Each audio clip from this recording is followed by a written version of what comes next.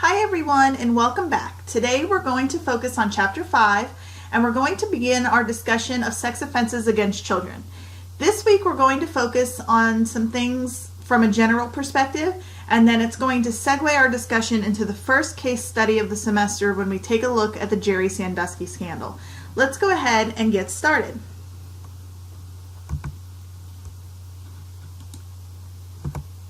To begin with, one of the biggest concerns that we always have about the sexual victimization of children is the idea that they often keep silent about their victimizations. Children are easily swayed and can be convinced to keep quiet. This is beneficial from the offender's perspective, as children often want to keep the offender happy, so they don't tell anybody that the assault has occurred. In addition, as part of the grooming process, offenders know which strings to pull to ensure that the victim complies with their demands for silence. They will often tell the victim that this relationship has to be kept a secret and should only be known by the offender and the victim. If, for example, you tell your parents that this happened, they're going to get angry with you and they won't let us spend any more time together. If the offender is good at grooming children, and often many offenders are, they know how to strike a balance between remaining the offender and being the child's friend. They know how to keep the child quiet, but also know how to keep the child happy. This is one of the major issues when we talk about child sexual assault.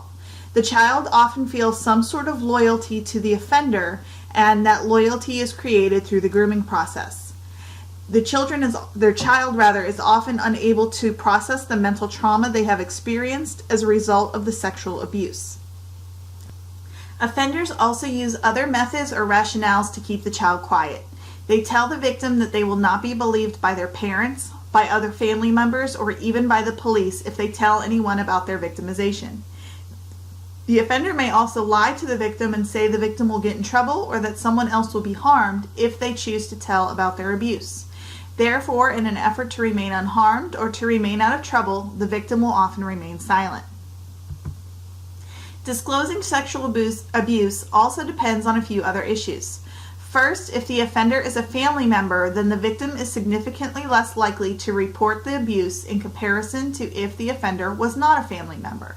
We often warn our children about the stereotypical sex offender, meaning a stranger who is going to try and abduct the child. The notion of stranger danger is a real concern, but much less likely to happen in comparison to the child being sexually abused by someone they already know. Over 90% of all sexual abuse cases occurs at the hands of a family member or a close acquaintance. Even though the conversation still should include warnings about the idea of stranger danger, we need to start talking to our children about what happens or what they should do if a close friend or relative touches them inappropriately, for instance. We already know that children will pretty much shut down and will not talk about the abuse if it comes at the hands of someone they are related to or at the hands of someone that they already know. Younger children are even less likely to report their abuse than older children. This again speaks to the idea of childhood vulnerability and the offender's ability to coerce them into staying quiet through the grooming process. Younger children may think of the secret keeping as a game and may not recognize the harm that they have just experienced. It is not until they are older and are better able to rationally identify the abuse that occurred that they can then fully disclose what happened when they were younger. Gender also plays a significant role in whether or not a victim is likely to disclose their abuse. Males of all ages are generally less likely to report their abuse compared to females. When a male experiences sexual victimization of any kind, it violates the self-perceived concept of masculinity, and for many men, they equate it with being emasculated. If they identify as heterosexual, they may feel as though their victimization, especially if the offender was also a male, makes them appear homosexual. Women, on the other hand, fear being blamed for the abuse or for being targeted as someone who was responsible for playing a role in the abuse happening to begin with. As we already discussed in previous lectures, victim blaming is a rampantly growing issue, and we see it playing a huge role in the victim's decision to report their victimizations. So how common is child abuse really? It's one of the biggest fears that parents have, but is it happening as often as we believe it to be? The answer is no.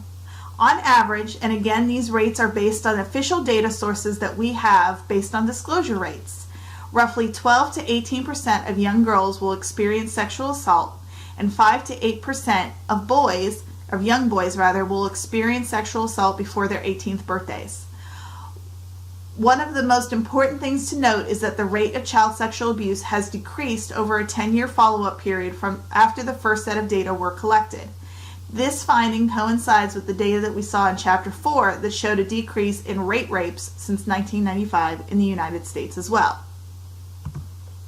So let's take a few minutes now and begin exploring the offenders who sexually abuse children. We have already talked about the stereotypical sex offender who we fear will abduct children and sexually abuse them. This is a stereotype for a reason. While there is a small level of truth and possibility embedded within the stereotype, it is not probable that this will happen to most children. They will not be abducted, their offender will not be a stranger, and it is no more likely that an offender will be homosexual in nature compared to being heterosexual. However, these are the three most common stereotypical characteristics that we tend to associate with child sexual abusers. Instead, the reality surrounding child sexual abuse is similar to what we already discussed this lecture. The victim will know their offender. The offender is most likely to be a family member or close friend, and often this individual is not known to law enforcement. Most sexual offenses occur whether they occur against children or adult victims, are often committed by first-time offenders. This means that the offender is not known to law enforcement and does not have a criminal history or a criminal record of sexually based crimes. In addition, many people believe that in order to commit a sex crime against a child, the offender must be criminally insane or under the influence of some sort of illicit substance at the time of the offense.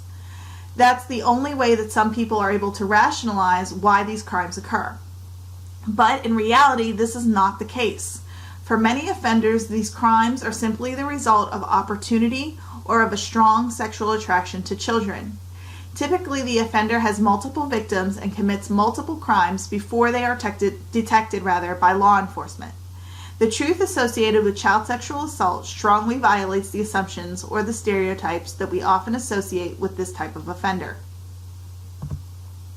So, as we're talking about the offenders, we have to talk about victim preference.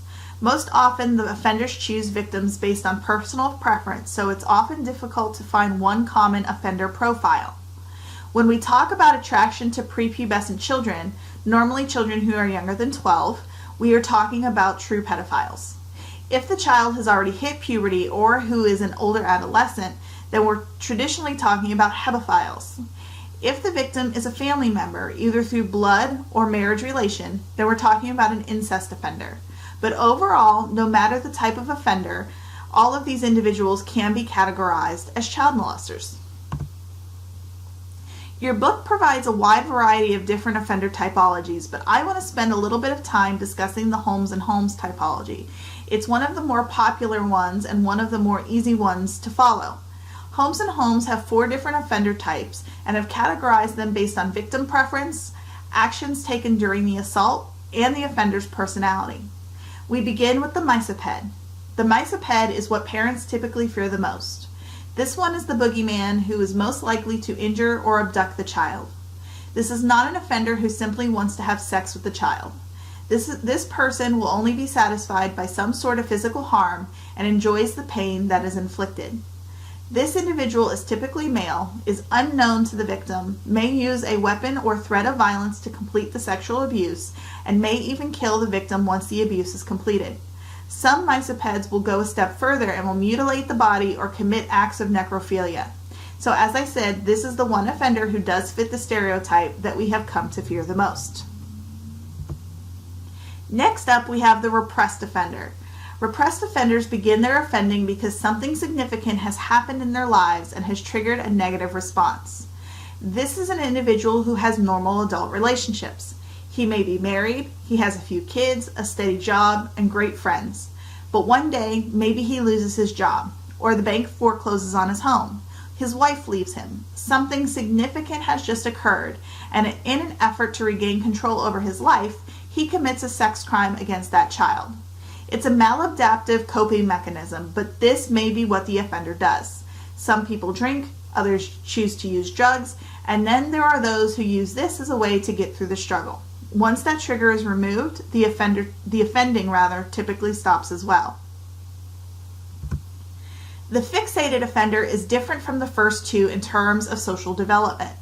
This individual does not have any strong relationships with adults. Instead, he is more of a loner. He may live alone, is single, and doesn't have any desire to enter into a romantic relationship with an adult. Instead, this person is sexually attracted to children. This isn't about opportunity like with the regressed offender. This person is interested in having a romantic relationship with a child and therefore does not want to harm the victim. Finally, the naive offender is typically someone who has developmental problems and simply cannot comprehend what they are doing is wrong. The naive offender doesn't want to harm the child and may not even desire any sort of penetrative sexual contact. Instead, they might just be exploring or attempting to relate to someone who is on their own intelligence level. So even though they are not trying to harm the child, they do end up harming their victim but are unable to recognize that harm. Now I would like to turn our attention to child pornography. This can be considered either a contact or a non-contact offense depending on whether you are manufacturing or are simply in possession of the material. We have discussed this a little bit already before, but I want to spend some time discussing the offender a bit more. Child pornography is typically distributed over the internet, but not too long ago, all child porn used to be in hard copy format. With the internet, we see child porn going electronic, and this allows people to have much larger collections than they ever have before. Child pornography includes pictures of children in a variety of different situations. As long as there is something sexually suggestive about the photo, or as long as the child is in some degree of undress, then that would constitute child porn. There's a wide spectrum of activity that can occur within the photos or videos. But the newest federal legislation surrounding child porn has eliminated the need for the existence of a real child. This means that if you have a drawing of a child engaged in something sexual, then that constitutes child pornography. When we talk about the child, we really mean anyone who is underage. It does not need to be a prepubescent child in order for it to constitute child pornography. It could be someone who is 16 years of age, but it's often difficult to determine if an older adolescent really is underage or not. Generally, when we discuss child porn, a younger white male is in possession of the material. Over 90% of child pornography offenders are white. And in one study by Finkelhor and colleagues revealed that 99% of their sample fit the criteria you see on your screen. They were white, male, 26 years of age or older, single, employed, and are not registered sex offenders. Many child pornography users never go on to commit a physical offense against a child. They are satisfied with the pornography and do not desire to engage in any contact with an actual child. There is always the exception to the rule, but for the most part, that is what we typically see happen. When we think of child pornography, we normally think about the material that is created using unwilling children or that may be created without anyone knowing. But what happens when minors participate in the creation of child pornography themselves? In the last decade, we have seen the rates of cell phone usage soar in this country. And with cell phones come cameras. Anytime you give a teenager a camera, they're going to use it. So now we have this problem called sexting. This is something that many adults engage in as well, but it's perfectly legal when there are two of age consenting adults. But when we have teenagers involved, it quickly becomes illegal. When an underage participant takes a sexually explicit photo of him or herself, they have essentially created child pornography. They don't think about it this way, but by legal definition, that's what they have done. And it causes a variety of legal issues. In 2011, the state of Texas amended their laws, and instead of charging minors with a felony, they are now charged with a Class C misdemeanor. They are also required to pay a fine and attend a mandatory education course about the dangers of sexting. But this does not come with any incarceration time, and the minor will not end up on the sex offender registry, which is the most important change to the law. However, if this same image gets to an adult and the adult is now in possession of the photo or the video created by that same minor, then they will still be subjected to regular punishments at either the state or federal level. If it is just this one picture, as we have described before, most likely the state will be the one to prosecute. But if it turns out that the adult has a collection of these photographs or videos, then it may go federal depending on the number and how sexually explicit in nature the photographs really are. So when we're looking at a few statistics focused on sexting, we see that girls sex more often than boys do, meaning they are more likely to be the subject of the picture and will send it to someone else.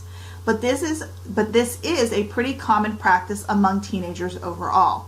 These teenagers may choose to send these images to their significant other or may do so on a dare.